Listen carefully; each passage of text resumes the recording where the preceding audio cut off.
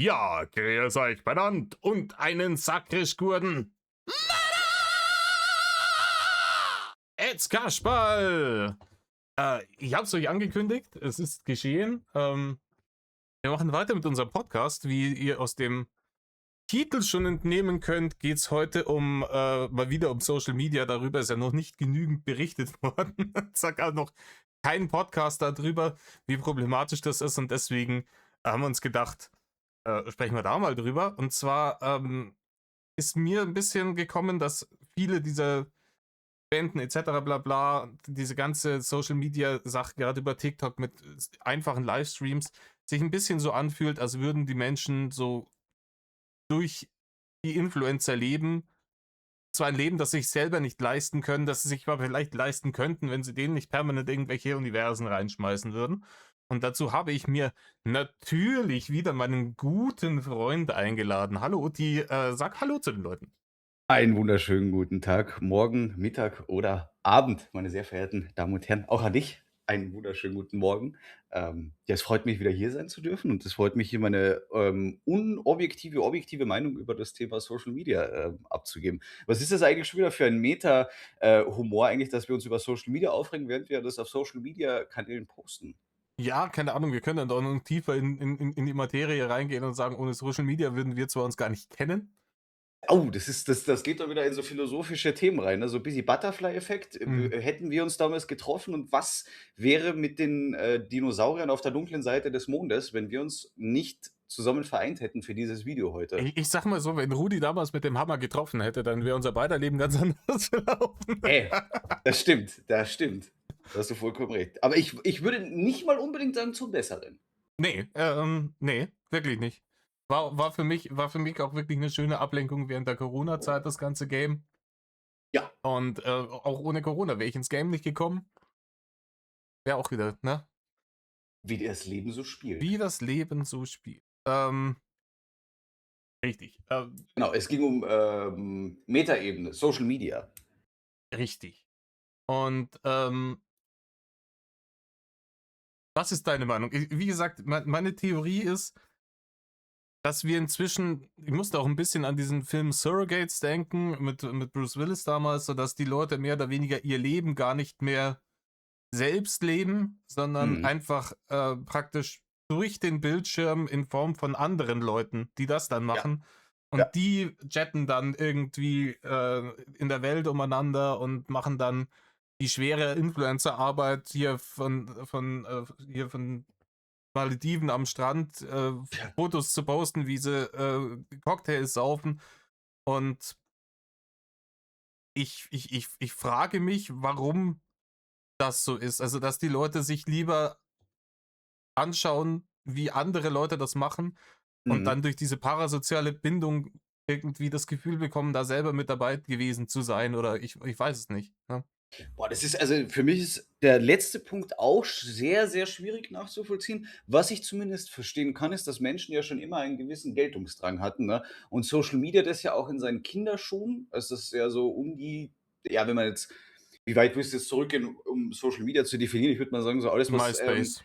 MySpace, MSN, Facebook und sowas, ne, das würde da wahrscheinlich schon reingehen. Und das hat ja Social Media hat das ja auch bedient in den Kinderschuhen, ne, dass du sagst, du hast, posten können, einfach in den Äther raus, blasen können, was dich so beschäftigt oder was du so denkst. Und das sind eigentlich nur eine ganz, ganz kleine Menge an Leuten, die du vielleicht auch persönlich gekannt hast, ne, gesehen. Und mittlerweile habe ich so das Gefühl, dass wir Social Media zu so einer Art fast schon Blackbox geschaffen haben, die eine wie eine eigene virtuelle Welt ist, der man seine ganze Zeit verbringen kann und da eigentlich, ja, einem virtuellen Leben nachstreben kann, was aber total weit weg ist von der echten Welt und eigentlich, desto weiter du in diese virtuelle Welt eintauchst, desto weiter verlierst du, glaube ich, auch den Anschluss in die echte Welt und auch an die echten Dinge und an die echten Probleme auch, die halt draußen warten und nicht in idealisierten Welten, wie du es auch richtig sagst, im, Privatjet in Dubai oder Malediven oder Co., wo du dann, ähm, den cocktailschlürfenden Influencer beobachtest, ne, und dich quasi mit der Endorphindroge da, äh, ja, zupeitscht, ne, bis du dann vielleicht auch vergisst, was so um dich herum passiert. Macht das irgendwie Sinn? Ja, ja, also, ich meine, es macht ja Sinn. Es ist ja de facto so, aber ich frage mich, warum ist das so? Weil, ich habe es ja jetzt man hat es die letzten Jahre immer mehr gesehen. Wir haben immer man scherzt ja auch schon irgendwie vom Exposing-Frühling, ne? Im Mhm. Frühjahr kommen die ganzen Exposing-Videos raus, wer sich jetzt dann wann wieder irgendwas geleistet hat. Und Ja. dann gibt's immer die einen, die sich dann halt rausschmeißen, Content machen et cetera. Und es gibt aber, egal um wen es geht und egal was die gemacht haben sollen oder sogar nachweislich getan haben, es gibt immer irgendwelche Leute, die die White Knighten und die wirklich, keine Ahnung, äh, die on that hill mäßig sagen: Mhm. „Nee, das ist der beste Mensch auf der ganzen Welt, auf den lasse ich überhaupt nichts kommen", obwohl die Person gar nicht kennen, sondern die eigentlich nur digital regelmäßig mit Barne beschmeißen und denen beim Leben zusehen, während sie selber, nicht leben, auf aufm Scheißhaus sitzen. Das ist 'ne sehr spannende Frage, warum das passiert. Ich würde die sonst, so professionell wie wir sind, würde ich die auch an unsere Zuschauer weitergeben, dass die dir auch ihre Meinung natürlich auch dazu in die Kommentare schreiben können. Aber es ist schon richtig. Warum gucken wir uns, Menschen an, die uns suggerieren, dass wir befreundet sind mit denen? Und warum geben wir denen auch noch Geld? Man könnte jetzt vielleicht nur sagen, sind es einzelne Mechanismen, die sie benutzen, ne? Ist es vielleicht diese Sprache, die gewählt wird, wenn du sagst: „Hey, meine Freunde" oder so, ne, wenn du deine Mhm. Videos so beginnst oder, wenn du immer in der Du-Form mit der Kamera sprichst, ne? Aber natürlich ist es super absurd, zu denken, dass das, was vor deinem Bildschirm einfach passiert, dass das etwas ist, was, ja echt ist per se Mhm. jetzt. Also, es ist ja nicht per se unecht, aber es ist jetzt auch nicht echt in dem, was wir uns als echt vorstellen, also wir 2 jetzt, ne? Ja, ich würde da vielleicht auch noch mal unterscheiden, irgendwie zwischen Leuten, die wirklich irgendwie kreativen Content machen, Mhm. ne, keine Ahnung, die irgendwie Kunst machen und darüber ihre Videos machen oder keine Ahnung, Nachrichten bringen oder Ja. irgendwas und so diesen klassischen Lifestyle-Influencern, die einfach irgendwann mal gespawnt sind und keiner gewusst hat, so wo kommen die her und warum sind die bekannt und warum sind die jetzt warum sind die jetzt im Dschungelcamp, ne? Oder Ähm, warum kriegen die Kooperation? Also, ich finde ja auch ja, diese ganze Ökonomie mit Kooperationspartnern und so finde ich ja auch super schwammig. Also, ich habe ja das Gefühl, dass viele Firmen, die eigentlich so Social Media Werbung buchen, die, glaube ich, eigentlich gar keine Ahnung haben, ob das auch wirklich ankommt bei den Leuten, ne? Also, ob die Werbung auch die tatsächliche Zielgruppe erreicht, die sie auch vorhaben zu erreichen. Also, da ja, kenne ich mich tatsächlich jetzt nicht hinter den Kulissen aus, aber also ich ich habe das glaube, Gefühl, da wird sehr viel Geld investiert in Personen, die eigentlich jetzt so wirklich, ja, was vermarkten können. doch, ich glaube, das kann man relativ gut nachprüfen, wenn du die ganzen Algorithmusdaten hast und Affiliate-Links arbeitest und dergleichen. Mhm. Weil, grade bei diesen Affiliate-Links ist es ja wirklich so, wenn du machst eine Kooperation mit einem Influencer, gibst ihm 'n Affiliate-Link und, dein System sagt dir: „Okay, über diesen Affiliate-Link ist so und so viel Kohle generiert worden in den letzten 30 Tagen, seitdem der seine, Promo da rausgeschissen hat." Ja. Und dann weißt du sofort: „Okay, ich habe dem jetzt 10.000 gegeben, dadurch habe ich 50.000 generiert, hat sich gerechnet, den nehme ich wieder", ne? Also, das Aber ich ist finde das. auch ich muss auch sagen, ich finde auch das Konzept mit Affiliate-Links und dieses ich promote und werde dann bezahlt für die Leute, die da draufklicken, finde ich eigentlich super dumm als, Standpunkt des Social-Media-Treibenden, ne? Als der dann influenzt, so von der Hinsicht. Weil eigentlich ist das ja voll das Verlustgeschäft für mich. Weil ich würde ja eher lieber einen Fixbetrag haben und ich promote das einmal, anstatt dass ich dann darauf hoffen muss, dass ja meine Leute dann tatsächlich auf diesen Link klicken. Ich glaube, dass da ich kenne mich nicht aus, ich hatte noch nie eine Kooperation mit Ich auch noch nie, niemandem, Gott sei Dank. aber ich glaube, dass das halt Verhandlungssache ist. Also, ich glaube, dass es Ja, da alles gibt von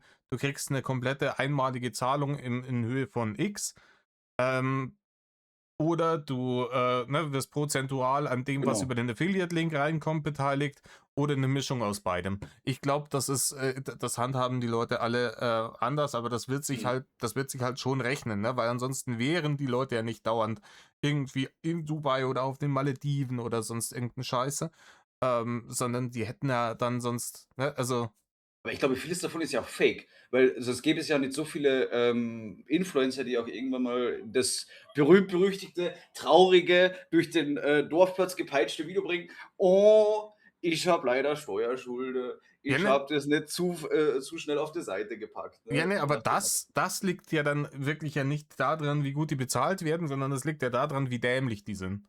Also, Ne, das ne, ist ja aber das, was ich meine, ist, dass du ja als Influencer diesen Lifestyle ja fast schon leben musst und deshalb bist du ja auch, glaube ich, sogar eher dazu geleitet, diese Risiken einzugehen, diesen ganzen Fake-Lifestyle zu leben, weil es ja alles Fake ist und weil das ja, glaube ich, niemand wirklich enjoyt, in Dubai zu sitzen. Also, ich glaube, es gibt keinen Menschen auf dieser Welt, der es wirklich genießt, in Dubai zu sitzen ich weiß es und dort nicht. sich denkt: „Boah, geil, das ist Ich glaube, schön.“ das kommt drauf an, wie du mindsetmäßig drauf bist. Also, wenn du, glaube ich, wirklich so 'n wenn dein Hauptfokus im Leben irgendwie Status und materialistische, Güter sind, Mhm. dann ist das das Geilste, weil dann kannst du sagen: „Schaut's mal, ich bin's, weil ich fresse jetzt hier einen vergoldeten Burger in Dubai“ oder so 'n Scheiß. Mhm. Und wenn ich glaube, dass das für Leute halt einfach manche Leute empfinden das als ganz, ganz wichtig für sie und für die ist das halt das Höchste, weil ansonsten gäbe es ja die Leute gar nicht, ne? Das Traurige ist ja halt nur, dass das ja dann wieder dazu führt, dass, eben die Zuschauer, vielleicht auch die Young Impressionable Kids, die neue Generation, das dann auch, irgendwie, nacheifert, ne? Deshalb gibt's ja auch, ich habe das irgendwie mal die Tage gelesen, in Deutschland gab's 'ne Studie, dass ich glaube, irgendwie 20 der Abiturienten haben gesagt, sie wollen Beruf Influencer werden oder irgendwie so was, ne? Das kommt ja auch nicht von irgendwoher. Und dann sitzt du dann jetzt stell dir mal vor, ne, jetzt nur mal Gedankenexperiment. Ich sehe jetzt 'n Influencer, der jetzt in Dubai sitzt und, diesen goldenen Burger, jetzt isst, ne? Jetzt Mhm, sage ich mir: „Ey, voll geil. Jetzt werde ich meine nächsten 10 Jahre, also die wichtigsten Jahre meines Lebens, so von 18 bis 28, werde ich jetzt voll in diesen Social Media Grind, reinstecken, gehe über Leichen, gehe über alles, Hauptsache, dass der Geldberg, größer wird, ne? mhm. Und schlussendlich, wenn ich dann endlich angekommen bin in, dieser absoluten Hölle der Menschenrechte, dann esse ich den goldenen Burger und merke, dass ich eigentlich, nachdem ich den gegessen habe, trotzdem noch der gleiche leere Typ bin, der eigentlich nur online lebt, aber halt nicht das Leben genießt, Ne, ne? ich glaube, so deep sind die Leute nicht. Hier, keine wenn du dir die anschaust, hier so 'n die denken auch nicht so weit. Ich glaube, wenn du so 'n Simon Desue oder so was anschaust, ich glaube, da Mhm, geht's halt wirklich das ist ja eben auch das Problem irgendwie, ne? Weil diese Leute verkaufen ja ein Bild von sich als die kommoden Typen und so und die sind voll aufm Boden geblieben et cetera bla bla. Ähm, aber eigentlich wirklich, es wird komplett skrupellos auf alles geschissen und über Leichen gegangen. Hauptsache die Barne kommen rein. Barne, Barne, Barne. Man sieht es ja, jetzt hier ja. wieder auch hier Marvin mit dieser einen Truller, die da irgendwie Werbung für seinen Scheiß gemacht hat, mal wieder für irgendeine Gesundheitskacke. Ähm, und dass da praktisch auch Leute idealisiert werden, die halt zu einem ganz großen Teil einfach menschlicher Abschaum sind, weil sich die Landschaft, die Social Media Landschaft in die Richtung entwickelt hat, dass es heißt, hey, hier kreativ und real zu sein und da ein bisschen so dein eigenes Ding zu machen, das Mhm, zieht alles nicht mehr. Ne? So eine Cold Mirror, die würde heute niemals erfolgreich werden. Nie. mhm, Ja, sondern dieses, auf maximalen Kommerz und gewisse, Clickbaits, Buzzwords et cetera, um die Leute zu hooken. Das muss sein, damit, und dann musst du halt auch damit holst du dir ja die Leute in den Beruf, die halt so skrupellos sind. Das sind ja die Charaktermodell, Gebrauchtwagenverkäufer dann irgendwann, ne, was du da das st es ist, ich finde es gut, dass du den Vergleich machst. Es ist schon so 'n bisschen der virtuelle, Gebrauchtwarenverkäufer. Ich frage mich auch, während ich dir so zugehört habe, was verkaufen, also, was ist eigentlich so, wenn du jetzt so, ähm, Social Media und Influencen wirklich auf das Bare Minimum runterbrichst, ne? Was ist eigentlich das Produkt, was der Influencer verkauft, ne? Verkauft er jetzt sich selber? Dann muss man jetzt entweder von Menschenhandel oder Prostitution reden, kommt drauf an, wo man halt ist, ne? Oder verkauft er einfach 'n Lebensstil, der eigentlich gar nicht wirklich echt ist, so 'n bisschen wie, ja, so der Porno eines Lebensstils eigentlich, ne? So auch diese unechte, übertriebene, überspitzte Darstellung von so 'nem idealisierten, aber doch auch romantisierten, aber doch unechten Lebensstil ist. Ähm, und was ist es und warum ist das so süchtig machend, dass wir uns, ähm, in Scharen vor dem Bildschirm vorfinden, uns da dran kleben und uns eigentlich in Ketten legen lassen von diesen Menschen und eigentlich nicht rausgehen und auch tatsächlich erschaffen irgendwas Eigenes, ne? Weil wir konsumieren ja nur mehr. Wir hängen ja nur mehr vom Bildschirm und konsumieren ja diese Inhalte, aber machen so eigentlich nix mehr. Deshalb gibt's ja auch Bildschirmzeit bei Jugendlichen von 7, 8 Stunden am Tag. Das ist ja auch nicht Ja, das ist gesund. immer keine Ahnung, wenn du Ja, wenn du in der Ausbildung bist und 8 Stunden am Tag arbeitest, 8 Stunden am Tag Social Media und 8 Stunden am Tag schlafen willst, dann wird's schon eng, Ja, ne? ja. Aber, Ey, ich habe so die tiefe Überzeugung davon, dass wir Menschen nicht zum Konsumieren von Inhalten da sind, sondern eigentlich zum Erschaffen, egal in was. Und ja, dass das unser Antrieb eigentlich ist und dass wir den sehr krass vernachlässigen, seitdem Social Media so in die Wohnzimmer und in die Schlafzimmer von, ähm, ja, ich ich dem ich typischen glaube Joachim halt ich eingezogen ist, ich ne? glaube, du schließt da zu sehr von dir auf andere.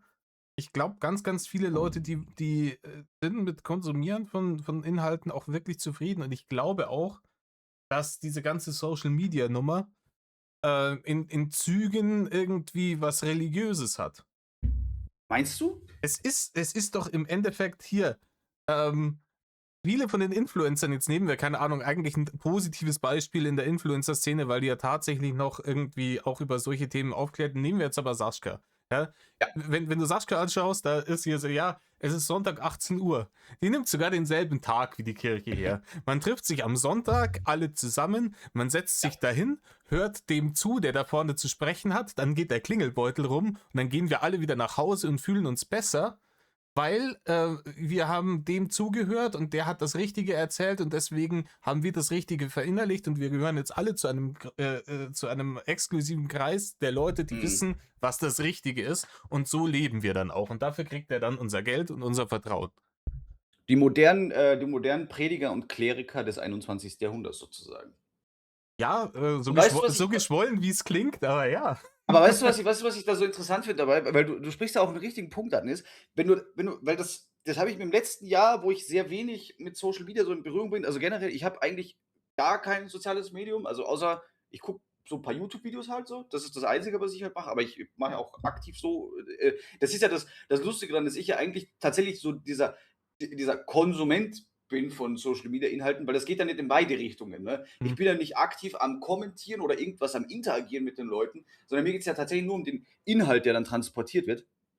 Aber dieses religiöse und fanatische und auch predigende, ja, sehe ich schon. Sehe ich schon. Also kann ich auf jeden Fall nicht absprechen. Und was ich dann interessant finde, genau, das war eigentlich der Punkt, worauf ich hinaus wollte, ist, dass wenn du mal 'n Schritt zurückgehst und dir mal die Themen anschaust, die tatsächlich besprochen werden von diesen ganzen Influencern, das ist eigentlich wie wirklich so 'ne eigene Welt, wo du eintauchst, weil diese ganzen Themen beschäftigen sich ja nur mit sich selber, ne? Du kannst ja das ganze Jahr 2026 könntest du jetzt in Social Media Nachrichten und Bubbles verbringen, ne, um Hm. weitere Buzzwords zu bringen noch, und eigentlich gar keine Ahnung haben, was tatsächlich in unserer echten Welt passiert, aber könntest die emotionalsten Kriege mit Leuten in Kommentarspalten führen und könntest die emotionalsten Ausbrüche auch miterleben von ähm, Mann und Frau aller Art, ne? Weil alles wird super emotionalisiert und alles wird total aufgebauscht, weil es eben diese Aufmerksamkeitsökonomie hat, ne? Wo eben Negativität belohnt wird, genauso wie Positivität, ne? Oder vielleicht sogar Negativität sogar noch ein bisschen besser belohnt wird, ne? In diesen undurchsichtigen Schleiern der Algorithmen, die wir da ja,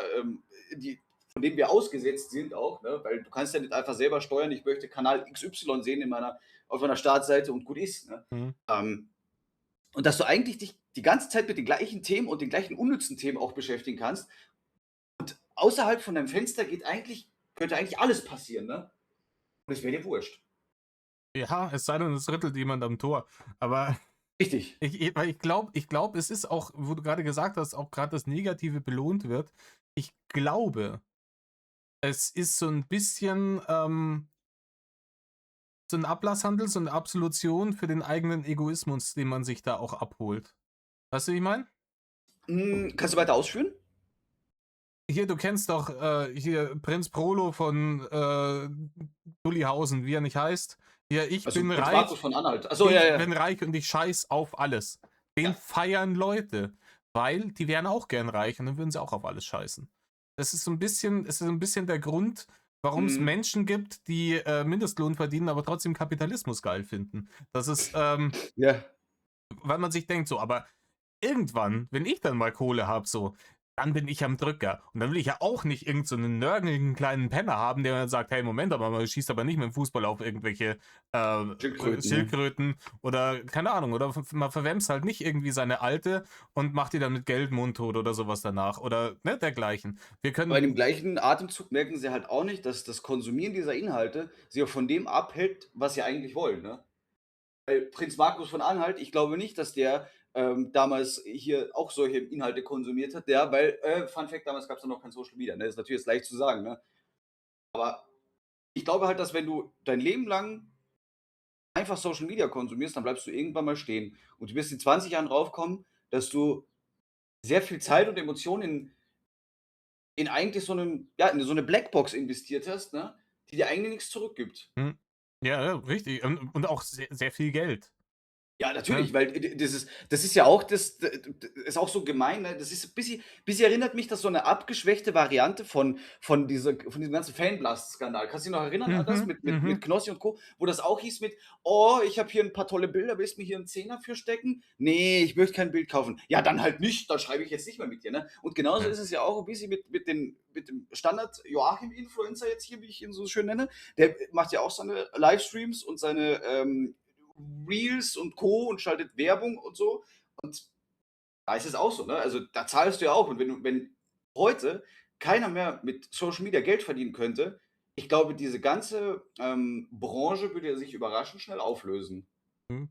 Ja, aber hier bei der ganzen, Fanblast-Nummer, da hast du jetzt was gesagt, weil da ist auch auffällig still um den Skandal geworden, ne? Mhm. Der hat einmal sich vor die Kamera gestellt und gesagt: „Weiß ich nix von, habe ich nix von, mache ich nix mit.“ Ja, Und und ja. und den seitdem sitzt das halt irgendwie aus und kriegt halt trotzdem weiter Aufträge. Haben die jetzt nicht vor Kurzem seine Hochzeit irgendwo verfilmt noch? Also, war Boah, dann gar keine Ahnung. irgend 'n Ich verfolge so Doku-Team dabei und so 'ne ja. Scheiße. Keine Ahnung. Wie gesagt, ich habe die ganzen Leute hier, ob das 'n Knossi ist oder 'n Schadin oder so, die habe ich alle gefressen. Die habe ich alle gefressen, Das sind ne? ich muss halt auch sagen, so schlimm wie's vielleicht auch klingt, ne, das sind ganz, ganz skrupellose Menschen, die Ja. beiden. Die würden über Leichen Und gehen, würden die, trotzdem damit gibt's Leute, die im Internet white knighten und dann sagen: „Ihr seid doch nur neidisch und der hat's halt geschafft und der ist halt 'n Macher und Ding und dies und das und Mindset hin und ja, her.“ und da kommst du wieder zurück jetzt hier auf diesen Kreislauf der paranormalen, nicht der paranormalen, der parasozialen Beziehung. Nicht Ja, paranormal ist das vielleicht auch, ey. paranormal ist es auch, ja, Das ist aber so, es wenn du ist dann mehr in so diese Esoterik-Influencer-Schiene gehst, so dann wenn du dann so wie mit hier König wie heißt es? König Thomas, genau, der war der oh nein. TikTok-Livestreams. König Thomas war herrlich. Oh Das war 'ne ja. ganz, ganz also, den fand ich ja schon auch irgendwie wieder unterhaltsam, muss ich Ja, sagen. ne, auch die Art und Weise, aber wie der seine Kohle verdient hat, lässt auch darauf schließen, dass der Leute, also, der geht halt auch über Leichen so. Das ist halt irgendwie, Ja, total, total. Aber der ist halt so klamaukig irgendwie. Das finde ich schon 'n bisschen sympathisch. Aber nicht ne, eigentlich sympathisch nett. Das ist so, das ist Markus Söder Art verabscheuende, klamaukige Art ist ja, das so. ich finde, das ist irgendwie unterhaltsam auf 'nem Level von der Geisterbahn irgendwie. Man findet's gruselig Ja, und so 'n bisschen. ekelhaft und man will Stimmt. eigentlich raus, aber trotzdem hat man dafür bezahlt, obwohl man vorher wusste, was Phase Ja. ist irgendwie. Du weißt, der Stift malt schon, aber du sagst jetzt, du steigst jetzt nicht aus, weil die 2,50 € die kriege ich ja auch nicht mehr zurück. 2,50 €, du, das ist ja hier Zeiten wie noch vor der Wende, ne? Ja. Also, Ja, aber ich muss sagen, ähm, dieses Bild auch, ne, das 'n bisschen dieses Konzept zu durchschauen, äh, finde ich, da hat mir mein Wissen übers Drachengame schon gut geholfen, weil das Konzept Social Media meinst du? ja, weil Reini hat ja genau das alles probiert, ne? Ja, Versucht, eine parasoziale Bindung aufzubauen, versucht, die Leute zu belügen, zu manipulieren, um an die Kohle richtig. zu kommen mit so wenig Aufwand wie möglich et cetera. Permanent nur die eigene Fresse in die Kamera halten. Und nur weil er das so extrem stümperhaft und unsympathisch gemacht hat und eben nicht diesen einen parasozialen Punkt gefunden hat, wo du andocken kannst, was Mhm. du gemein hast mit ganz vielen Leuten, ne? Weil gerade die Metal-Szene mit ihm nichts zu tun haben wollte, weil er halt Genau. 'n Poser ist. Ähm, Allein das hat dazu geführt, dass das nicht funktioniert hat und mehr oder weniger, wenn das nicht funktioniert, wird es auf einmal sehr offensichtlich, was da probiert wurde, ne? Ja. Aber ich muss dir insofern widersprechen. Ich glaube, Rainer ist nicht der einzige Poser. Ich glaube, dass eigentlich jeder Influencer Poser ist. Er versteckt es nur besser oder macht es nicht so nonchalant, um's jetzt mal, Ach ins so. Französische zu bringen. Oh la la. Heute Oh sprechen wir la Französisch. la, voulez-vous coucher avec moi? Ne, ist schon wieder. Ne, und deshalb jedes Mal, wenn ich dann wieder irgendeinen von diesen Kasperlen sehe, halt meistens in irgendwelchen Videos über diese Kasperlen. Natürlich kriege ich da dann auch von den entsprechenden Content Creatern, die ich konsumiere, kriege ich ja auch nur die Creme de la Creme mit. Also wirklich die Mhm. Simon Desius und wie sie nicht alle heißen, dieser Welt, wo du dann denkst, es ist OG wie bei Rainer. Warum haben bei Rainer die Leute das alle gecheckt, dass das Verarsche ist? Und warum hier nicht? Vielleicht liegt es auch daran, dass wir nur die Lowlights dieser Menschen ja kennenlernen, ne? Weil wann kriegen wir schon was von 'nem Knossi mit? Wir schauen ja keinen random Knossi-Stream am Dienstag um 10 Uhr abends oder so was. Wir kriegen ja nur mal mit, wenn der wieder mal reingeschissen hat, ne? Ja, aber klar, aber er hat ja diesen Erfolg bekommen, weil er da gesessen ist, hier Glücksspiel-Streams gemacht hat und sich Ja, währenddessen ja. hat mit Barne bewerfen lassen von irgendwelchen Leuten, die sagen, der lebt meinen Traum. Ich würde auch gerne einfach nur da sitzen, zocken und mich dafür mit Barne bewerfen lassen. Und das ist ja doch genau, also wenn du jetzt hier das Glücksspiel durch Selat ersetzt, ist doch dasselbe Ja. Scheißprinzip wie bei Rainer. Ähm, und, ne? Man muss auch sagen, dass das Beispiel Knossi Schradin auch frappierend ist für, die Social Media und Influencer-Szene, weil ich meine, mich erinnern zu können, dass bevor Knossi angefangen hat mit, hier Max Schradin zu streamen, dass der eigentlich sogar verhältnismäßig geächtet wurde, auch Mutti? wenig Zuschauer gehabt. Du Und warst, der gan- wurde du, dann du warst ganz kurz weg. Also, dass Schradin zwar auf Twitch gestreamt hat, aber der hat extrem wenig Zuschauer gehabt und das auch sehr, sehr stümperhaft eigentlich noch gemacht. Und der hat auch damals schon immer mal wieder Scheiße dafür kassiert, für seine neuen Live Geschichten. Zu Recht, sollte er bis heute auch noch kassieren.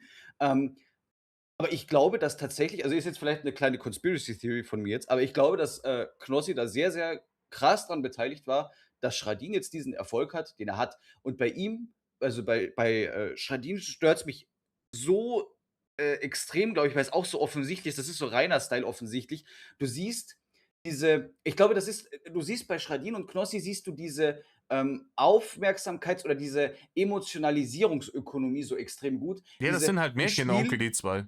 ja, ja, ich rege mich jetzt hier richtig auf und, weißt du, du hast ja diesen Running Gag immer, dass ja die alle beide so alt sind, ne? Und die regen sich jetzt alle drüber auf, aber schlussendlich gefällt denen das allen und die wollen alle nicht, dass der Status quo verändert wird, weil das ihre komplette Position ja auch in dieser Ökonomie ja auch durcheinander bringen würde. Mhm. Und die leben ja auch davon, dass sie auch, in solchen Kontexten ja auch noch gemobbt werden eigentlich, ne, dass Mhm. die Zuschauer darüber lachen, weil das gibt ja auch wieder Aufmerksamkeit. Das wird wieder in anderen Videos, in anderen Best-of-Compilations verwendet und so macht das dann seine Kreise, ne? Und das meine ich auch, du kannst dein ganzes Leben eigentlich damit verbringen, nur diesen Leuten zuzusehen, aber lebst dabei natürlich nicht. Ja. Ne, aber ich will jetzt hier an den beiden gar nicht so sehr Ne, aufhängen eh auch. nicht. Also, es ist ja Äh, auch nur die aber sind ja auch nur aber symptomatisch dafür für die grundlegende Krankheit eigentlich. aber bei denen kann ich's noch auch nachvollziehen, dass die vielleicht auch irgendwie Boomer, die das Internet noch nicht verstanden haben bis heute, dass die da vielleicht auch reindroppen oder halt Leute, die so jung sind, dass sie die neuen Live-Zeiten nicht mehr kennen. Ja. Aber keine Ahnung, wie gesagt, wenn ich mir diese anderen Leute anschaue, ich weiß nicht mehr, wie die alle heißen, äh, die dann die dann eben von einer Reality-Show hier Love Island Ach oder so, ja, so 'n Sommerhaus der Alex Stars Petrovic oder Dings bei und und so was, ne? die einfach irgendwann gespawnt sind und du nicht Ja. weißt, wo kommen die her und warum sind die auf einmal im Fernsehen?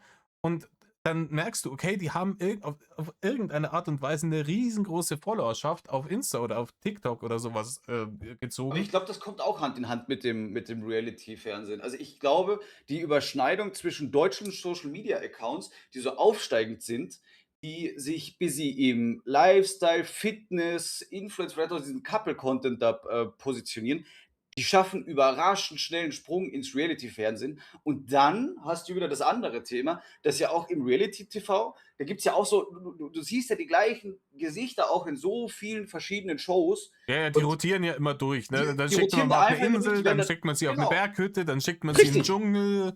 richtig. Und du kannst dann da entweder stattfinden oder du findest einfach in beiden dieser Märkte statt, ne, dass du, wenn du gerade nicht im Trash-TV stattfindest, dann findest du gerade auf Social Media statt und eigentlich vermarktest du ja nur ja, was eigentlich? Den Dich eigenen selber? Hedonismus. Ja, Der eigene Hedonismus wird vermarktet. Und klar, ich meine, dieses Level an Hedonismus wird von den Zuschauern keiner von alleine erreichen. ne, Aber man lebt da irgendwie den Traum und man lebt irgendwie dieses Leben praktisch durch das Handy von diesen Leuten mit und gibt denen so ein bisschen was, anstatt sich selber auf die Seite zu legen, um vielleicht ein klein bisschen Hedonismus für sich selber zu finanzieren, gibt mhm. man das denen, dass die hier den großen Hirsch schießen können. Und das Um sich verstehe ich dann nicht, vielleicht ne? besser zu fühlen, dass man sagt, man ja, jetzt habe ich dem irgendwie aber ich verstehe es auch Wir nicht so haben wirklich. dann heißt wir haben zusammen. Das ist ja auch Ja, immer diesen Influencer-Sprech. In den verfalle ich auch manchmal bei meinen ich und Reactions, wir. ne? Dass dieses Jahr wir hier haben, keine Ahnung, nimm irgendjemand, der Koch-Influencer ist. Ja, hier Ja. haben wir jetzt unsere Bolognese. Sag ich, nee, ist nicht unsere Bolognese, die haben nicht wir. Die hast du, ich sehe sie. Sie ist in deiner Hand, ich kann nicht durch den Aber ich sage, Bildschirm Kinder kann greifen. sie nicht essen, ne? Also, Das, ne, das ist nicht ja. unsere Bolognese, du Fotze. Ja. Es ist komisch, aber wir kommen da, glaube ich, auch auf gar keinen, Im Übrigen, an alle, die sich jetzt aufs F-Wort auf. Ich nehm dieses Wort geschlechtsneutral. Ne? Ich hatte jetzt auch einen Typen im Kopf. Der, ja. also, Ja, ich auch jetzt bevor ich eigentlich. jetzt Ich über hatte Sexismus. warte Bevor mal ich ganz jetzt über kurz. Sexismus. Ich Kannst du hatte mal jetzt so einen Jamie Oliver oder sowas im ja, Schädel, weil ich der wollte dich nochmal. gerade fragen, was du für einen Koch gerade im Kopf hast. Ich hatte einen ganz anderen Koch im Kopf tatsächlich. Ich hatte so einen bayerischen Fernsehkoch mit weißer Kochschürze und sowas, der so ein bisschen der noch so sehr das R rollt und so ein bisschen noch was vom Bauernhof von seiner Kindheit erzählt, mal zwischendurch. Du meinst Alexander Herrmann. Es Ne? kann sein, ich kenne keine Fernsehköche leider. Da hast du mich jetzt Aber erwischt. Fernsehkirchen sind da der ganz schlimme Offender für alles, was einfach Fake Jamie Olivers deutsche Synchronstimme? Reality-TV-Bullshit Also ist hier Rosins Restaurants, Alter, da kriege ich auch immer Zustände. Aber ich sehe das, also meine bessere Hälfte, die sieht das ja sehr oft, also die schaut das sehr gerne, Rosins Restaurant. ich Ich schaue jetzt nicht das so. trotzdem an, ne? Auch wenn Ja? ich mich drüber aufreg. Aber ich reg mich halt auch Ich gerne über Sachen auf. Aber weißt du, worüber ich mich tatsächlich aufrege? Mich fuckt dieser Typ ab von Kabel 1, der Achtung Abzocke-Typ. Alter, Kennst du ja. den? Ja, Alter, der ist aber wirklich jenseits. Ah ja, hier gibt's die offiziellen Touren. Wir sind in New York, offizielle Fahrten Ja, irgendwie zu Liberty Island, damit man sich die Freiheitsstatue anschauen kann. Die kosten irgendwie, keine Ahnung, $80 oder sowas pro Person. Aber hier, der drüben, der hat gesagt, der verkauft mir Originaltickets für $50 an der ja. Straßenecke. Der Typ, der in den Baggy Pants ist und nach Marihuana riecht, ne? Und dann kaufe ich das und dann ist das Betrug. Oh nein, Ja, und wirklich? jetzt rege ich mich erst mal auf. Na, da sehen Sie mal, meine Damen und Herren, Sie müssen tatsächlich aufpassen, auch in Städten wie dem Big Apple. Und dann immer Wild. noch heimlich gefilmt, so irgendwie, noch von irgendeinem Winkel hinter 'nem Busch, total offensichtlich, ne, aber egal. Muss der wurscht sein. Ja, vor allem, ich glaube, der zieht sich aber auch wirklich so an. Ne? Ich glaube, Und die privat meinst Klamotten. du? Nein, ich glaube, der zieht sich privat nicht so an, sondern für die Show So. extra so, weil er sagt so: Hallo, mein Outfit sagt, ich bin der dümmste deutsche Tourist, Ach wie so, in diesem Ort. Bitte zocken Sie mich ab. das Outfit sagt so: „Ich möchte bitte beraubt werden.“ Ich check gar nichts, glaubt ihr Ja, alles. Ne? okay, okay, ich verstehe.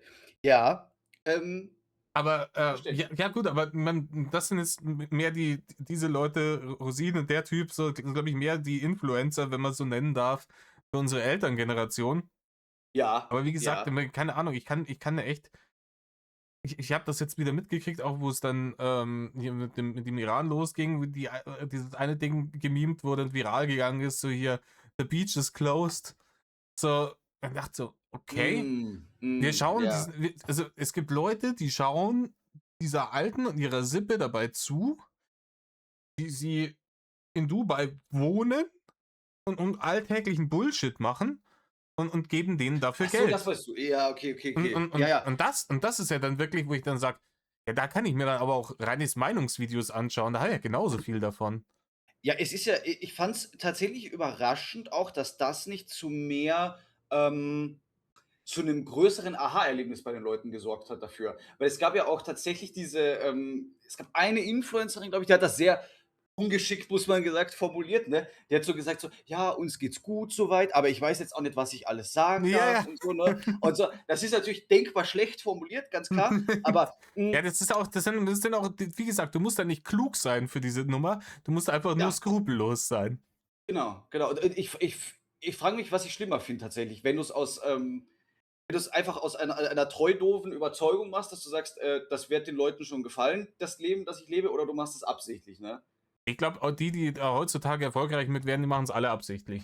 Ja. Ja, Und ich glaube, jeder du hat musst da halt nicht, irgendwelche Leichen im Keller, aber ich glaube, so 'n Erfolg erreichst du nicht, du ohne musst nicht, du musst nicht über klug Leichen zu sein, gehen. sondern skrupellos. Ne? Das sehen wir im Weißen Haus ja auch. Ne? Mhm. Da sind wir noch weiter gegangen.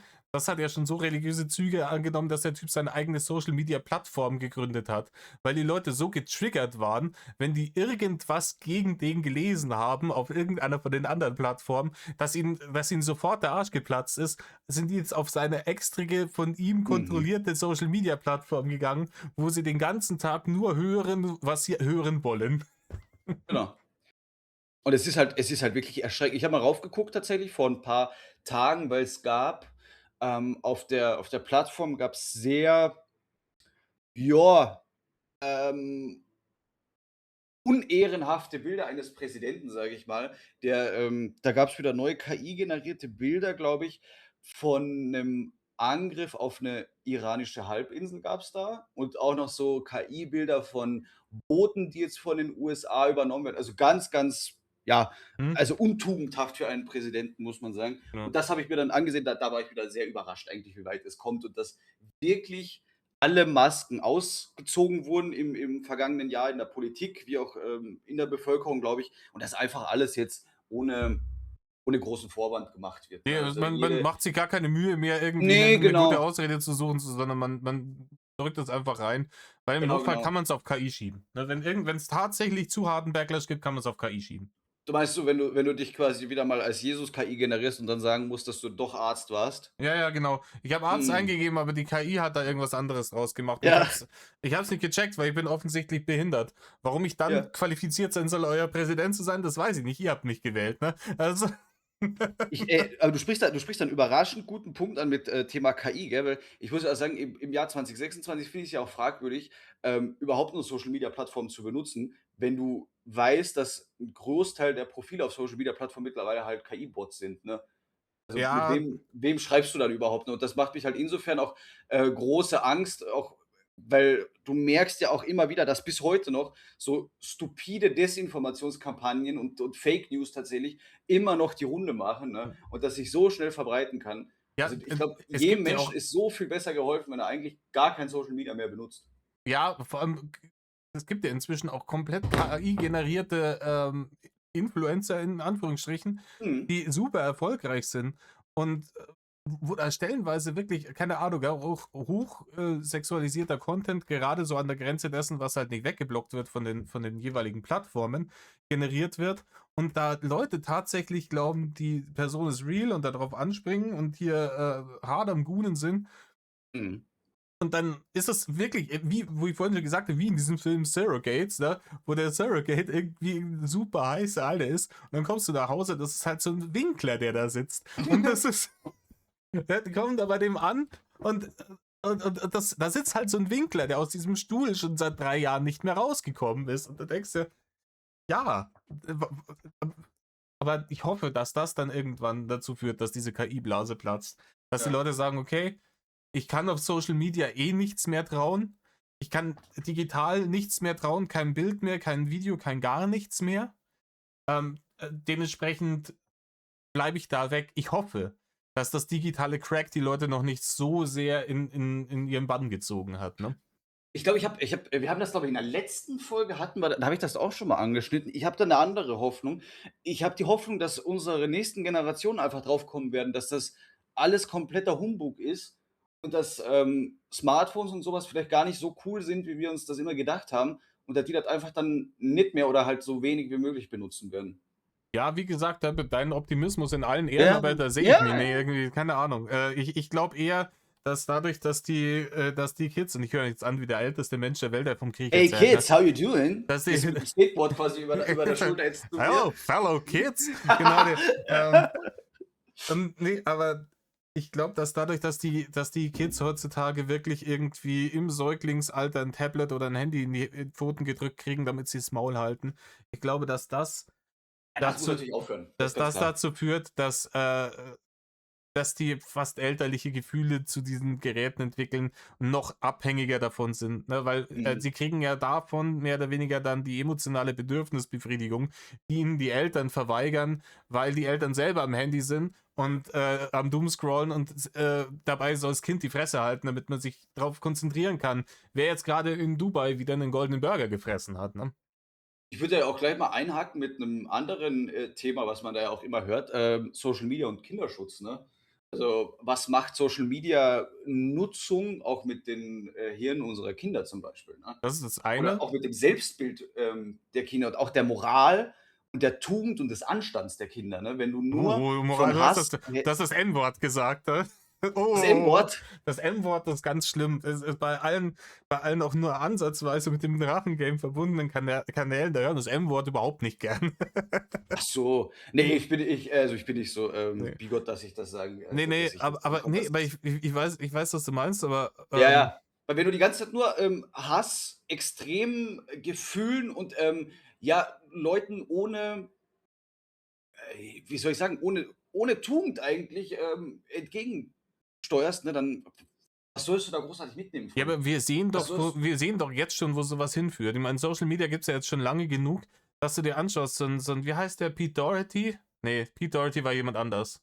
Jack Doherty. Pete also, ich Doherty war kenne ein mit seinem Musiker. Ferrari, Ja, der genau, da gecrashed Jack ist. Doherty, Entschuldigung, Pete Ja, Doherty war ein Musiker, glaube ich. Ähm, dieser Jack Doherty, genau, der da mit seinem komischen Sportwagen da umeinander gecrashed ist. Und ja, der hat ja auch wirklich so eine klassische Hirnenspross-Karriere durchgemacht. Ne? Ist irgendwie bekannt geworden, weil er zum richtigen Zeitpunkt so Flaschenflip-Videos gemacht hat als Kind mhm. und hat dann dadurch wirklich in sehr jungen Jahren sehr viel Aufmerksamkeit und auch sehr viel Geld bekommen, ne? Ja, Bevor der 18 war. Und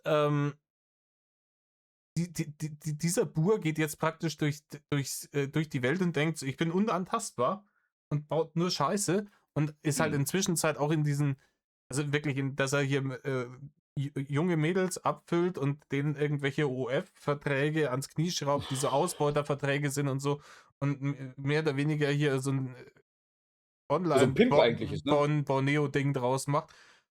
Das ist ihm jetzt um die Ohren geflogen, ne? Mhm. Das ist ihm jetzt um die Ohren geflogen und ich glaube, der wird auch in absehbarer Zeit also Ich komplett broke sein. Aber man sieht ja an diesem Lebenslauf, ja, siehst du ja im Endeffekt, wo das ganz gern mal hinführt. Ne? Weil die Algorithmen, die natürlich, wie du gerade gesagt hast, die belohnen ja maximale Emotionalität und Maximales an die Grenzen gehen. Ne? genau. Weil so 0815 Alltag, es muss dann schon irgendwas Besonderes, muss schon geboten sein. Ne? Ja. Du willst ja immer den neuen Aufreger. Du kannst ja nicht über etwas aufregen, wa worüber du dich ja schon vor 2 3 Jahren aufgeregt hast. Das ist ja jetzt nicht mehr aktuell, Ach du, ne? keine Ahnung, Rainer hat tatsächlich jetzt inzwischen seit einem Jahr keine News mehr fabriziert. Ne? Glaube ich, ein Jahr her, dass da die letzten Leaks waren, oder? Kann sein, ich gar keine Das Ahnung. letztes Jahr im Wirklich. Sommer habe ich angefangen, im Dezember oder sowas war ich damit fertig. Mhm. Ähm, Das ist jetzt ein Jahr her. Ich rege mich immer noch gerne über ihn auf. Ich sag's, wie es ist. Aber, Ja. aber ich weiß schon, was du meinst. Das Gedächtnis in der aktuellen Social Media Landschaft ist relativ kurzlebig. Ne? Ja klar, und es gibt ja auch keine, Accountability mehr für irgendjemanden, ne? Alles muss man nur mehr aussitzen, so wie auch bei Knossi oder bei MrBeast, das ja auch vor einem Jahr, glaube ich, war. Da Hm, gab's ja auch ganz heftige Anschuldigungen, ne? Wobei, Anschuldigung ist jetzt auch wieder ist das alles, bewiesen, ne? Keine Frage. Ist das auch wieder 'n großer Stunt gewesen, der Aufmerksamkeit auf den neuen Kanal ziehen. Du kannst jetzt, überlegen und spekulieren, wie du möchtest. Aber das spielt auch gut einher, was so im politischen Geschehen passiert. Es gibt halt keine Accountability mehr, ne? Es werden halt nur mehr versucht, Schlupflöcher irgendwo zu finden und das einfach auszusitzen, die Themen. Und die deshalb berühmten gibt es auch keine Influencer, Demut mehr von Entschuldigung. irgendjemandem. Ja. Die berühmten Die Nicht-Entschuldigungen, Influencer-Entschuldigungen. Entschuldigungen halt, Ja, ne? das sind immer die, wo man dann entweder noch sieht, wie sie die Kamera anmachen, dann wo das nicht Und dann mehr noch mal schwer weggeschnitten. durchatmen. Ja, oder hingehen, noch ins Bild laufen, sich hinsetzen und schwer aufatmen, wie dieser komische Mickey andere. TV, glaube ich, war das. Mhm. Ist auch so ein Typ, weil ich absolut nicht nachvollziehen kann, wie so jemand berühmt sein kann, aber ähm, und, äh, und dann kommt dann immer dieselbe Scheiße. Ich habe das ja nicht gewusst und ich habe ja hier nur das und bla bla. Es ist jetzt sich immer irgendwie, es ist jedes Mal reiner Text. Ich habe mich schon tausendmal dafür entschuldigt. Ne? Immer Ja. diese Scheiße. Es ist immer niemals wirklich eine Entschuldigung für das eigene Fehlverhalten, sondern es ist immer irgendeine Relativierung, um einen heißen Brei rumreden, so ein bisschen Mischung aus Politiker und Corporate Statement draus machen und dann ist jetzt auch Mhm. schon wieder gut, halte die Fresse, dann lädt man 3 Monate oder 3 Wochen nichts hoch, dann kommt man wieder und tut so, als wäre nie was gewesen und die Leute sagen, ja, ja, okay, gut, ne? Hat sich ja entschuldigt. Weil die Leute auch bei Und den Entschuldigungen nicht mehr richtig zuhören. Ne? Weil die am Leute, meisten entschuldige mich euch, dass ihr ja so gefühlt habt, ja, ne? genau, Dass das ist dass das. euch dass euch das ja so aufgestoßen ist, so Ja. böse. Ei, ei, ei. Aber ich würde, in der Vorbereitung dieses Podcasts, mich würde doch interessieren, ein anderes, Thema, also schon verwandt so ein bisschen mit Social Media, Hm? aber ich habe das vielleicht so auch noch mitgenommen, wo, wir drüber gesprochen haben, so: „Was ist heutzutage noch echt“, ne? Und da ging es mir auch darum, ich war vor Kurzem auf einem Konzert, tolles Konzert, und da habe ich wieder mal beobachten müssen, dass Was für eine eigentlich Band? die Electric Callboy. Die habe ich auch Und, schon live gesehen, die sind super. ja, ja. Und da habe ich auch beobachten müssen, dass, ich glaube, ja, sicher 60, 70 der Konzertteilnehmer den größten Teil eigentlich durch die Handykamera geguckt haben, ne? Ja, darüber habe ich So. mich auch schon in 'nem separaten Video bei mir schon aufgeregt. Das checke ich auch nicht. Weil, also bei Konzerten ist es noch mal ganz komisch, finde ich's, weil du kennst, also in Zeiten von Online-Bibliotheken wie YouTube oder halt auch, Dokumentationsfilmen, hochqualitativen über Live-Auftritte, ne? Da Mhm. gibt's ja diese Live-Shows, die ja immer mal wieder, zum Beispiel auf Netflix und Co. kriegst das ja auch oft mal. Dass du dann ja die Songs, die du schon kennst, die Band, die du schon kennst, du weißt auch, wie die live ungefähr klingen, ne? Dass du das dann noch mal selber für dich aufnimmst mit 150 anderen, weiß ich nicht. Ist das Ja, so notwendig? Und ohne anstatt es währenddessen tatsächlich irgendwie zu zu genießen, erleben, ja. genau. Ja. Ja, verstehe ich auch nicht. Ich habe da gesagt, ich kann das zum Beispiel nachvollziehen, wenn man jetzt sehr klein ist zum Beispiel und man findet einfach in der Crowd keinen Punkt, von wo aus man wirklich gut auf die Bühne sehen Ja. kann, dass man dann das Handy hochhält und schaut, ah, okay, das sehe ich noch ein. Aber dass die Leute ja stellenweise wirklich, anstatt direkt auf die Bühne zu schauen, die ganze Zeit das Handy in der Hand haben, checke ich ihn Ja. auch nicht mehr. Ne? Also, weil es ist, du ruinierst dir die Experience und keine Ahnung, 20 Leuten, die hinter dir stehen, die da an der Mandy vorbeigucken müssen. Genau. Auch, ich weiß nicht warum, aber Und es geht ja auch weiter als nur so Konzertaufnahmen, ne? Es ist ja gefühlt alles heutzutage wird festgehalten und, wird irgendwo dann auch spielt dann auch wieder ein, wird gepostet, aber auch nur die schönen Dinge, weil du möchtest ja auch nur die schönen Dinge posten. Und wenn du mal so zurückdenkst, ne, so vor 2000, so 1990, 1980 sowas. Die Leute hatten eigentlich keine Angst davor, von der Kamera gefilmt zu werden. Heutzutage hast du das gar nicht mehr. Heutzutage sind die Leute eigentlich super paranoid, berechtigterweise ja auch, wenn du denen eine Kamera ins Gesicht hältst, ne? ja, ja, Ob du die jetzt, exposen möchtest oder ob du die jetzt irgendwie, blamieren möchtest, weil ja alles heutzutage du zeigst ja nichts mehr deinen Freunden oder sowas, sondern du gibst ja alles der kompletten Weltbühne offen und jeder auf der Welt, soll der dich jetzt kennen oder nicht, kann darauf reagieren und kann eine Meinung haben und kann dir diese Meinung auch sagen. ja, Und das auf die du willst halt einfach brutalste nicht die Social Media LOL-Cow von morgen sein, ne? genau, und das geht halt auf die brutalste und unverfrorenste Art und Weise, die der Sprachgebrauch halt hergibt, ne? Mhm. Und da sollte man sich auch fragen, ob man sich sowas aussetzen möchte. Obwohl manche Leute davon ja auch gut profitiert haben. Hier, wenn du die Hawk Tour Girl gibst, ne, die hat ja, also klar, die war dann Ja, halt, die hat dann ja auch reingeschissen dann natürlich hat die schlussendlich, ne? reingeschissen, aber weil die halt auch hageldomm war. Aber so Ja, an sich, wenn die nicht ganz so hageldomm gewesen wäre, dann hätte die daraus wirklich eine funktionierende Influencer-Karriere machen können mit sechsstelligen Einnahmen jeden Monat. Ohne ja. Probleme. Ist halt die Frage, was war da halt wieder die Absicht, ne? Warum macht man so 'n Kryptocoin? Warum macht man so 'n Scam? Weil es ist eigentlich 'n Scam, es ist kein Kryptocoin Ja, gewesen, es yeah. war einfach 'n Betrug, so.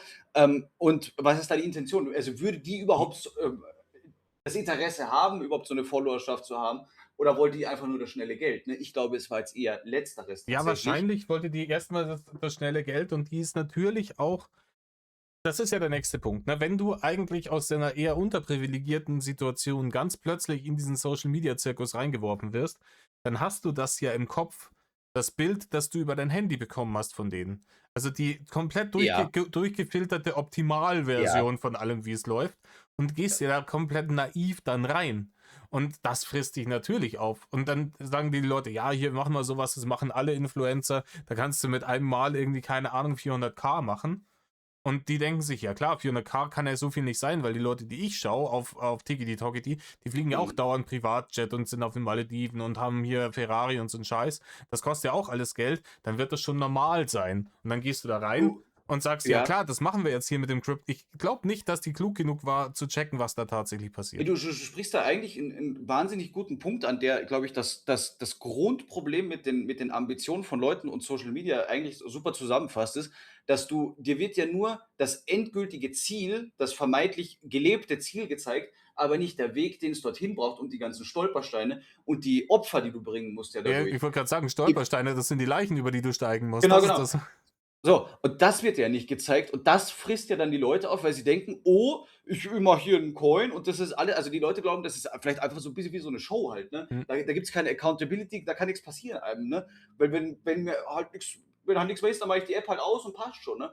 Und Aber vor allem, ich dass da glaube, ja tatsächlich Menschenleben ja auch dahinter stehen, hinter jedem User, ne, das checken die vor Leute halt allem, ich nicht. glaube, das zerlegt auch dein komplettes soziales Gefüge, weil es bilden sich ja immer diese Bubbles. Es ist ja immer wie so Ja, kleine Stämme, die sich überall bilden, halt auch im Internet. Und du kannst, glaube ich, ab einem gewissen Bekanntheitsgrad, ab einem gewissen Erfolgsgrad, nur noch ganz wenige wirklich echte Freunde von früher haben, weil, ne, weil es halt unecht Kommt ist Geld, und du kommt hast Angst. Freund. Ne? Viele Leute vielleicht Ja, einfach dir Honig ums Maul schmieren, damit sie deine Kohle bekommen. Und du begibst dich gleichzeitig halt in ein. Ich habe das mal genannt, als jetzt diese ganze Animauki-Sache vor kurzem nochmal hochgekocht ist. Ich habe mal den mhm. Vergleich gesagt, hier, die konkurrieren alle um dieselbe Aufmerksamkeitszeit ihrer Zuschauer. Ne, der Tag hat bloß 24 Stunden und es gibt nur so und so viele und du konkurrierst da um diese ganze Aufmerksamkeit. Und das ist wie, ja, keine Ahnung, wie eine Meute Ist Schweine. Wie Hunger Games halt, Nein, ne, aber das halt ist für wie Aufmerksamkeit. eine Meute Schweine, die du auf zu engem Platz hältst. Die fangen irgendwann an, sich gegenseitig die Schwänze abzubeißen. Und so Genau. ist es da halt auch. Und und dann kommen hier diese ganzen Exposings, weil die sind in ihrer Bubble drin und die wissen alle, dass sie alle Dreck am Stecken haben. Und die wissen auch, welchen Dreck wer am Stecken hat, weil sie es alle miteinander irgendwie auch dann abziehen, die ganzen Nummern. Und wenn einer mal in Ungnade fällt, ne, dann wird er sofort von den Haien zerrissen. Das ist, Es ist ja, es ist ein absolutes Battle Royale der Aufmerksamkeitsgewinnung des Zuschauers, der ja auch für die ja nur so 'ne wabernde, schleierhafte Masse ja auch wieder dann ist, ne? ja. Und, hier, So. und wehe, du sagst mal hier was gegen die falschen Leute oder sonst irgendwas, dann ist gleich wieder hier, wer im Strandhaus sitzt, soll nicht mit Stühlen werfen. So ist es nämlich. So ist es. Und um jetzt auf die Nummer auch wieder nochmal einzugehen, ist, wenn wir da wieder bei diesen Exposings sind, da ist ja auch, weil wir hatten ja das eine Spektrum der Leute, Mhm. ne, wo wir vorher gesagt haben, die ja eh alle schon von Grund auf shady sind. Wo auch die Leute, die feiern, wissen, okay, die sind shady. Ne? Ja. Die haben hier früher diese Live-Betrugsnummern geschoben und dergleichen und so weiter. Glücksspiel, der ganze Rotz. Aber wie gesagt, die Leute in diesen Mental Health Feel Good in Watte eingepackten Snowflake Communities sind ja dieselben Wichser, bei denen siehst du es halt dann erst nur dann, wenn wieder Mhm. ein riesen Exposing kommt. Dann heißt wieder, ach, hier der eine Typ, wie er nicht geheißen hat, der da bei Böhmermann gearbeitet hat, ach, der hat ja auch hier vorne einen auf Feminist gemacht und hintenrum die absolut räudigste Scheiße mit den Mhm. Ladies abgezogen. So, und dann merkst du halt wieder, es ist halt alles Schall und Rauch und die Leute kaufen es, werfen es schön in den Klingelbeutel und freuen sich, dass sie ein gutes Werk getan haben. Wir sind also auf der Seite von den Guten. Sind Tja, sie nicht, ne? äh, man muss da auch sagen, wenn du jetzt auch wieder ist natürlich wieder schlecht, das mal wieder auf Schradin zurückzukommen, aber auch wenn du sowas bei ihm kennst mit 9 Live und du bist da trotzdem noch hinter und unterstützt ihn, das wirft für mich jetzt mehr Fragen über den Zuschauer eigentlich dann auf, über den Einzelnen, der dann immer noch, den unterstützt und sagt: „Ja, das ist mir meine Zeit wert, das ist mir meine Aufmerksamkeit wert, das ist mir vielleicht auch mein Seelenfrieden wert, der durch so jemanden gestört werden kann.“ Und, Ich weiß nicht, warum kann man das dann überhaupt noch? Also, ich glaube, das ist was sagt einfach, das über den Zuschauer aus? das ist einfach stures Zielgruppenmarketing. Ne? Also du kannst Ja, natürlich mit dieser oft auch ein bisschen woken, feel good, wir sind die Guten, alle werden integriert, dies, das, Ananas, wie es ja bei dieser Honey the Duck Bubble früher auch irgendwie war, nach außen hin. mhm. Ähm, mit der kannst du halt natürlich einfach so es gibt halt auch egoistische Dreckschweine und die wollen sich hier den Moralvortrag nicht den ganzen Tag anhören, sondern die wollen halt dann vielleicht hier einfach auch so einen schädigen Typen, weil sie sich sagen, nee, finde ich geil, ich wäre auch gern so, ne? Und wenn ich die Möglichkeit habe, dir ein Auto mit Motorschaden zu verkaufen, dir zu sagen, das tippitoppi, der fährt ja nur Ja, 300.000 Kilometer, dann mache ich das, ne? Wenn ich weiß, dass ich damit durchkomme. Und wenn ich die Möglichkeit habe, irgendjemanden, der irgendwas jetzt gerade irgendwie, ne? Anderer Influencer-Skandal, der ein Video hochgeladen hat gegen mich, wo er was sagt, was mir nicht gefällt, mit 30k mundtot zu machen, dann mache ich das mhm, halt, ne? Weil ich ihm sage, entweder ich gebe dir jetzt diese 30k und du nimmst das Video runter, oder ich lasse dich abmahnen bis zum Abwinken, weil ich Millionär bin, dann kostet dich das 100k und am Ende ist scheißegal, ob das Video noch oben bist, aber du bist finanziell ruiniert, wie machen wir es? Und dann sagt er, ja klar, nehme ich die 30k, Dicker, und nimm das Video runter, danke, dass wir geredet haben. Ne? ich führe den Punkt mal so auf einen Satz zusammen. Ich glaube, das, was du meinst, ist ja, dass bei diesen Feel-Good-Bubbles und diesen Communities die Fallhöhe noch mal größer ist, weil die ja noch mehr, halt Face wahren müssen, ne, nach außen. Ja, ja, klar, das ist, da muss immer die Maske nach draußen geschoben Genau. werden. Die anderen sagen zwar, ja, wir sind, aber die lösen das dann oft irgendwie mit diesem Lausbubenscham, nenne ich das immer Ja, ganz gerne. die pissen auf die und verkaufen es dir als Regen. Man kann es ja wohl so Wie sagen. gesagt, da sind wir wieder beim Charaktertyp Gebrauchtwagenverkäufer. Ja. Ähm, und damit holst du halt ganz unterschiedliche Typen von Menschen ab. Ne? Und du willst ja, Holy will ja nicht nur an gute Leute Getränkepulver verkaufen, sondern denen ist ja das Geld von den Arschlöchern gerade so recht. Hauptsache hier, die haben hier Hauptsache die Kinder kaufen es, ne? Hauptsache die haben einen Influencer-Code benutzt, ne? Genau. Und Ich glaube auch so Firmen wie Holy ist es auch scheißegal, wer das Ding bewirbt, weil sonst würden die auch nicht bei Hinz und Kunz anklopfen, ne? Ich glaube, ich glaube, ganz egal ist es ihnen auch nicht, aber klar, ich glaube wenn so Leute wie ein Schradin der Holy-Ding haben, dann ist es, dann weißt du, okay, relativ Wayne. Ne? also, ich glaube, wenn du jetzt bei Holy anfangen würdest an 'nem Creator Code, ich glaube, du würdest innerhalb von 10 Minuten 'n Creator Code gesendet bekommen. Ich Ja. im Leben nicht. Im Leben nicht. Das sagt jetzt aber nicht was über dich aus, sondern eher über, glaube ich, über die morale Instanz von, Holy, glaube ich, nämlich, Ja, gar nix. ich glaube nicht, dass die sich an so Themen wie das Drachengame rantrauen, weißt du? Es ist ja dann doch die ganzen, Leute, die diese Holy Kooperationen haben, es ist ja Mhm. dann doch alles relativ flach und Mainstream halt. ziemlich im Mainstream, ne? Ja. Ähm, die sind auch schlau genug, so dass die sagen: „Hier Drachengame, Code Midas, wissen wir Bescheid, da gehen wir nicht ran“, ne? Stimmt schon, ja, ja. Die sind auch deutsch, ne? Das ist ja auch 'ne deutsche Firma, die wissen das vielleicht dann auch schon Und die ich Leute, meine, ja. keine Ahnung, Holy ist jetzt vielleicht ein schlechtes Beispiel. Ich habe sehr viel Holy hier, ne? Es ist tatsächlich ich finde das Produkt zu teuer, ähm, also so wie es angepreist ist, ne? Du musst das Mhm. Game spielen mit den diversen Rabattcodes und sowas, dass es halbwegs vertretbar ist.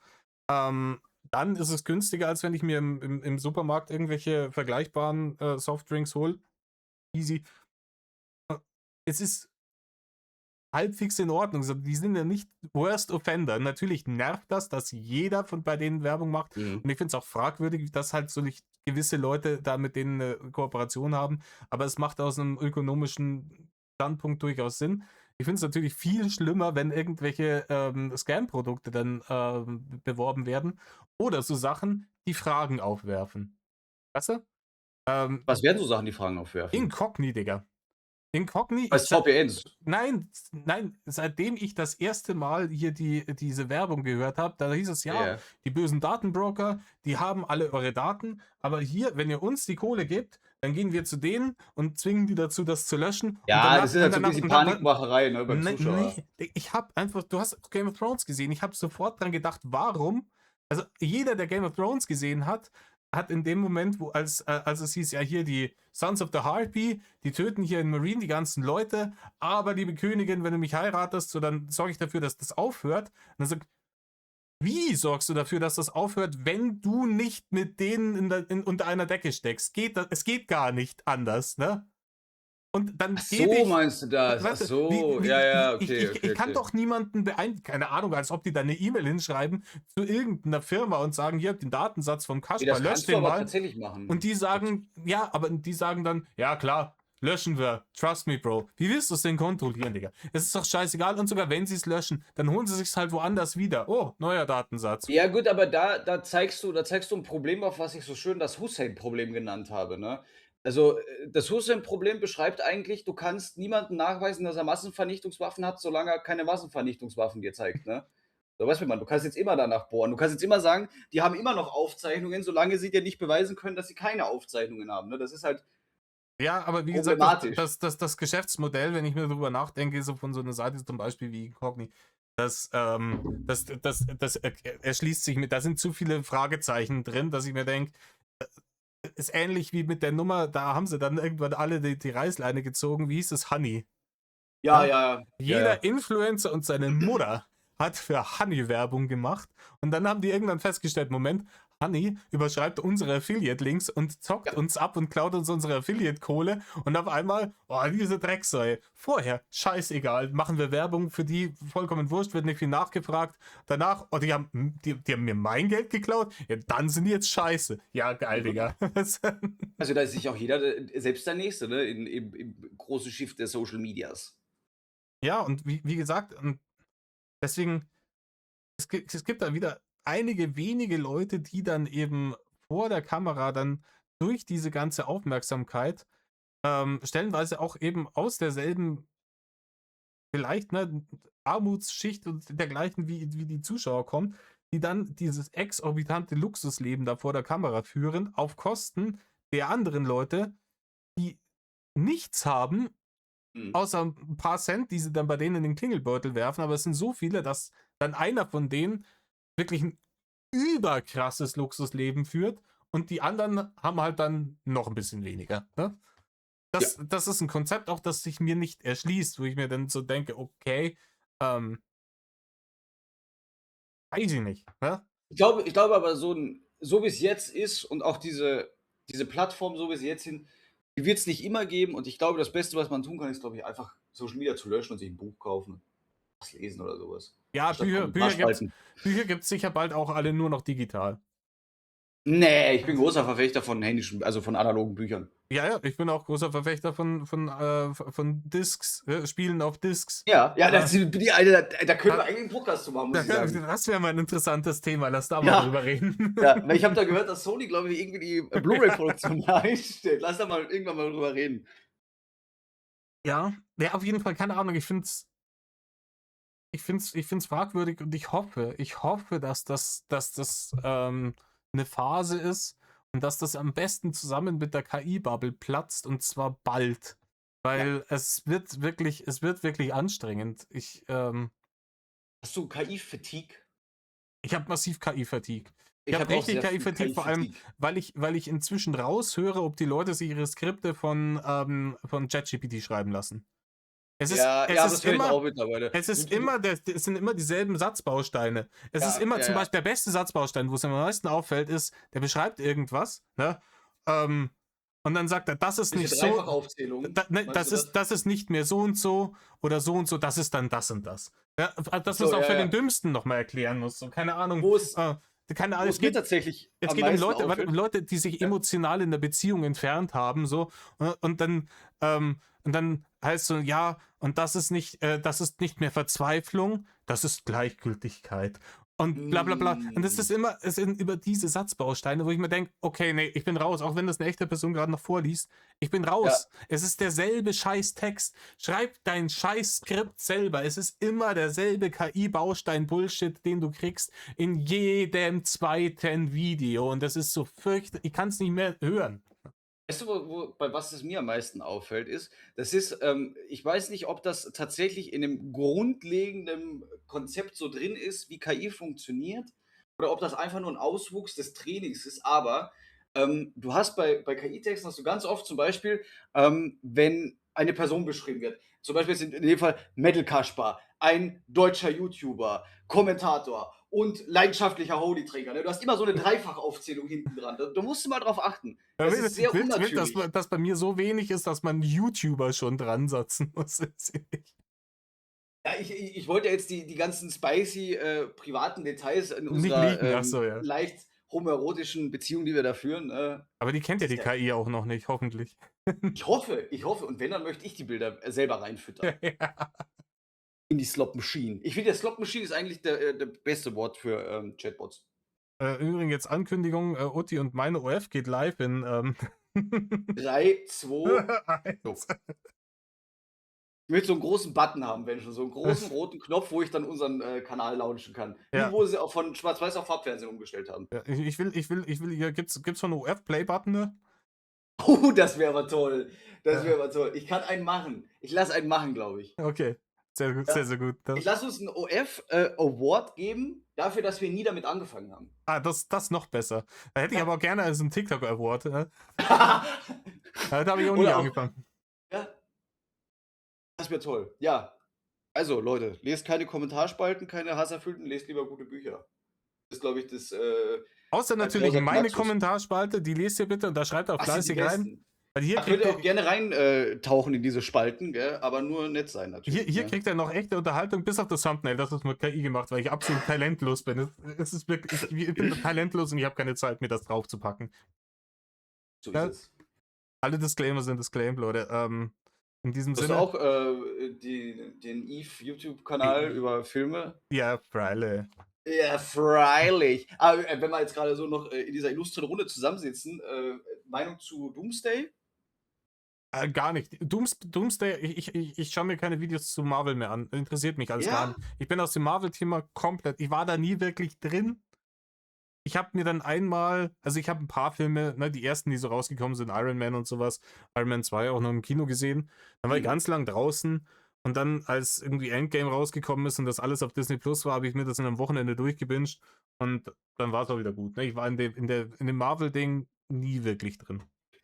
Ich insofern ich habe sie regelmäßig dann im Kino gesehen, so ab, ich glaube, Iron Man 3, aber auch nicht mehr dann alle. Ab Civil War ging's dann schon bergab bei mir mit dem aktiven Verfolgen und dann nach Endgame habe ich für mich eigentlich gedacht, eigentlich könnte es vorbei sein, ne, Mhm. das Wär ein MCU-Ding. gutes Ende gewesen, glaube ich, Ein ge aber geiles Ende gewesen, ne? Aber ich habe, ich blicke Doomsday bisschen, vorsichtig gegenüber. Aber ich habe da keinen Optimismus, sage ich mal. ich weiß nicht, ich kann da auch genau sagen, wo ich komplett aus dem Marvel-Thema raus war, seitdem ich alles ausblende, war, ich saß hier mit meiner Mulle und wir wollten uns den zweiten, wie heißt der Zauberer da von Marvel? Doctor Strange. Doctor Strange, den zweiten wollten wir uns anschauen. Den ersten fand ich ganz gut. Ähm, Ja. und dann lief der irgendwie eine Viertelstunde und ich habe dann dreimal gefragt, was ist das? Was ist das? Ja, das ist hier so und so, das kommt in WandaVision Ah, vor. diese Hausaufgaben, Und dann, Sachen, die du dann habe machen ich musst, gesagt, ne? so, nachdem ich jetzt zum dritten Mal innerhalb von einer Viertelstunde irgendwas gefragt habe, so, vielleicht baut das alles auf WandaVision auf? So, anscheinend schon. Ja, okay, dann machen wir es aus, das habe ich nicht gesehen und ich werde es mir nicht anschauen. So, dann bin ich raus Ja, aus der Nummer so. ist aber based. Ist based. Verstehe ich voll ganz. Aber ich habe die auch nicht mehr gesehen, dann die Serien. Ich glaube, das war der größte Fehler, den sie da gemacht haben, das dann auf Serien und Filme aufzuteilen. Ja, nee, Das natürlich, war das war ganz doof. nee, aber das musst du verstehen, das ist das Seriencrack, das du machst, um die Leute auf dein Streaming, auf deine Streaming-Plattform Die zu mussten locken, das machen. Ja, ja, stimmt weil, schon. Das mussten die machen. weil dein Ziel in der Zukunft ist es ja, die ganzen Marketingkosten, die jetzt alles auffressen und den ganzen Scheiß irgendwie, was auch was kostet, dass im Kino noch was verdient, wenn du dann den Film reinbringst und sowas.